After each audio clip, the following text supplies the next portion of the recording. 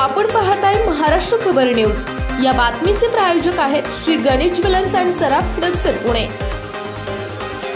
20 तारखेला मतदानामुळे शहरात पोलिसांचा कडक बंदोबस्त होता। अशातच 3-4 मुलांनी एका तरुणाचे हातपाय बांधून अपहरण केल्याची तक्रार हडपसर पोलीस स्टेशनमध्ये दाखल झाली।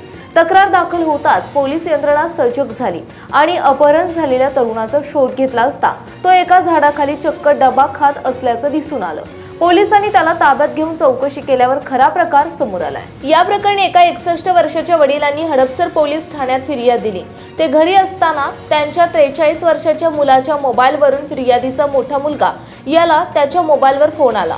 त्याला 3-4 अनोळखी मुलांनी पकडून त्याचे हातपाय बांधून घेऊन निघाले आहेत असे कळवले असून या लोकांनी मुलाचे अपहरण केल्याचे सांगितले। या तक्रारीची पोलिसांनी गांभीर्याने दखल घेऊन तातडीने तपासाला सुरुवात केली। मुलाच्या मोबाईलचे लोकेशन शोधण्यात आले। ते लोहगाव परिसरात निघाले।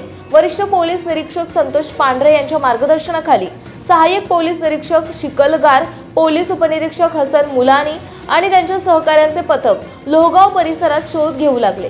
तेथील एका झाडाखाली हा तरुण चक्क एकटाच डबा खात बसल्याचं दिसून आलं।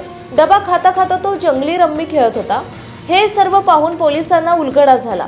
पोलिसांनी त्याला ताब्यात घेऊन चौकशी केली। हा 43 वर्षाचा तरुण बीजे शिर्के कंपनीत अँगल कटिंगचे काम करतो। त्याला काही महिन्यांपासून जंगली रम्मीच खेळण्याचा नाद लागला होता। त्यासाठी त्यांनी मित्र नातेवाईकांकडून थोडे पैसे करीत 3.5 लाख रुपये उसने घेतले। आता हे लोक पैसे परत मागण्यासाठी घरी येऊ लागले। त्यातून वाद सुरू झाले। तेव्हा त्यांचा ससेमिरा चुकवण्यासाठी त्याने अपहरण झाल्याचा बनाव रचला आणि मोठ्या भावाला फोन केला होता। पोलिसांनी त्याला ताब्यात घेतले असून पोलीस उपनिरीक्षक हसन मुलानी तपास करतायत।